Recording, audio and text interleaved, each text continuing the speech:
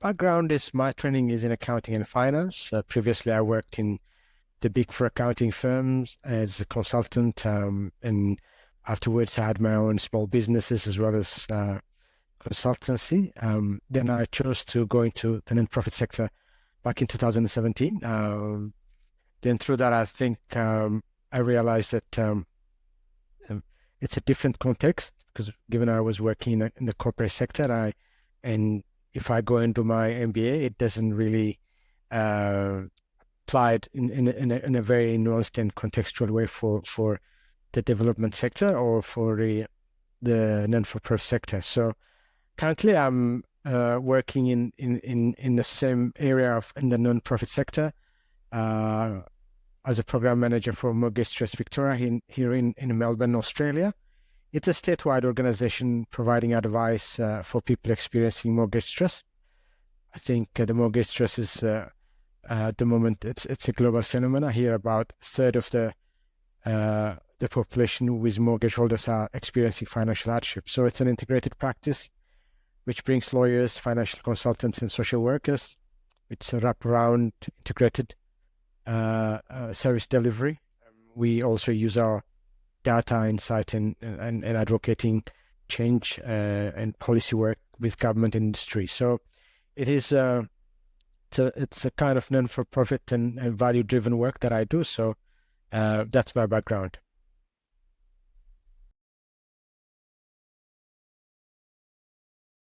I think initially, I mean, it's been a long time between me doing my undergraduate and coming to do this master's program. So I was a bit apprehensive, but given that it was when I looked at the prospectus, and it was between two really prominent world-leading institutions, both experts in their field in leadership and development. So I knew that I would get something out of it, and definitely it has been a great experience. The format, also people from all over the world. Even though it was online, I had people, from Africa and in Germany, Italy, India, myself here in Australia, and from various sectors. So it was an enormous really undertaking at personal level, but also very rewarding. You have many very relevant readings, books, videos, guest lectures, the interaction, the format. I would say it's been a great experience, and I would like to think that also that I've gotten out of it what I put in. I think either you can do the minimum and pass a subject, or you can really draw the experience and get the most out of it. I think I think it's the biggest takeaway for me is it has made me uh, a thinker, a critical thinker, looking at particularly the status quo, the narrative. Uh, you know, leadership. We know that leadership matters, and in leadership also there is a power structure, culture embedded in it, um, as well as politics. So it's really given me a nuanced look at leadership specific to development. That considers complex social and economic structures. I think that's what it is at the personal level also. It made me look at attributes, mindsets. It has enabled me sharpen my strategic thinking. Uh, I think one of the things really which I was uncomfortable at the beginning was really looking in towards me. I mean, introspectively is a word, being reflexive. Then that made me go through my culture upbringing, my education, my work life, and interrogate the biases that I might have, and then made now my work to really look at things in a very reflective manner. So I think weekly we had to do reflection on the subject matters, also on our discussion boards, and also reflect our interaction with our peers. So that's one of really the things that really have gone out of this course as an attribute, as a as a skill.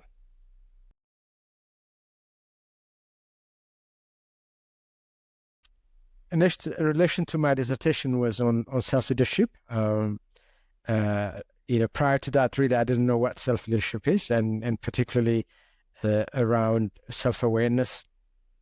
We've gone through what has been an unprecedented, that word again, global crisis, and where we were all of us asked to work from home, where then what it means is that boundary becomes blurred between our workplace and private life. So looking at that self-leadership was in depth as my capstone subject, was at an individual effort, starting from the methodology to writing an academic paper, and a well-thought format was a bit overwhelming. But I think what the course did for me was I was able to build into it. So started from a 400 word, and then 1,000, and it builds on in different formats: blogs, reflections, critical essays, and then finally putting this together. And so I was able to have my voice in it, and also interview other people in the sector, and do research and back that up with peer-reviewed articles. So I thought was now looking back, even though it was a bit of work, was a great journey for me, and I think I've gotten a lot out of it. The key finding was really the self-awareness is sense making, and self-awareness is a critical aspect of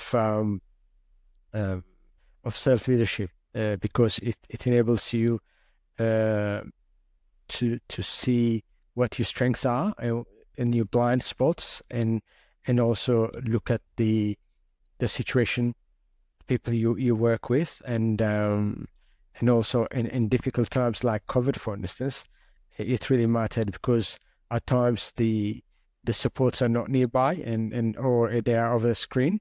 So it's it was writing that in the conceptual framework, and coming up with argument, and also looking at the psychology of it, as well as the leadership, and also the practical aspect of it, how people looked at and navigated through challenging times. So I was able to come up and back up my research that self-awareness really matters.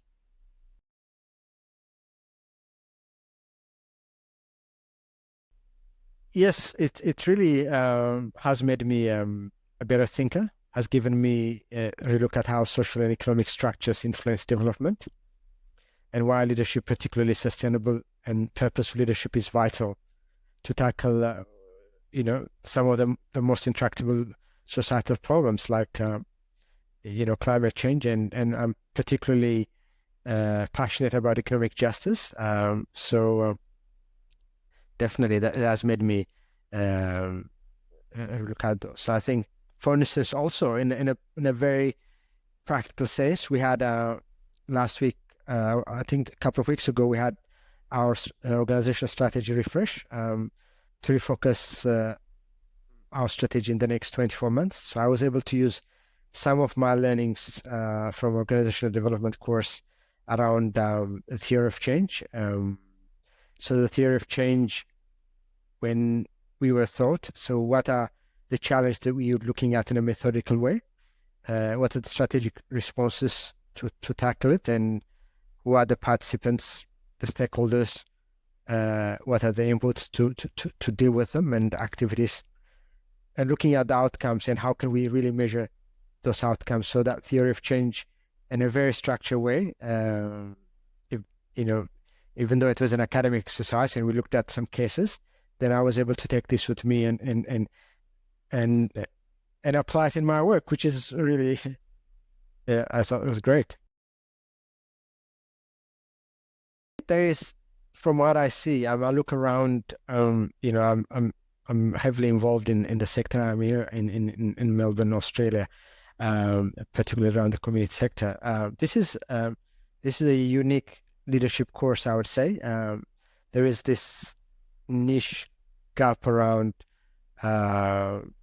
around development leadership, because it really, development is a very complex problem. It goes across sectors, and also global development. Also, it has complexity that stems from uh, politics, culture, distance, language. So I think this course gives you that insight and that curiosity, that framework to look at things, and gives you that desire to be a lifelong learner, and develops this gap in capacity to become a very purposeful leader. If you're mission driven and want to work in the global sector, I think global development sector, I think this is a course that I would really, really highly recommend. Overall, I think my experience has been really amazing. As I reflect on, I was able to make most of it. The extensive reading materials, discussion boards, group assignments, blog writing, reflective piece. So as an experience, it was awesome. I think, and also, the flexibility that comes with it, access of the lecturers. I was one of those students every week turn up into this discussion room online, which makes it very intimate and collaborative with peers and the lecturers. So I would say, I think you'd get value out of it. So give it a go.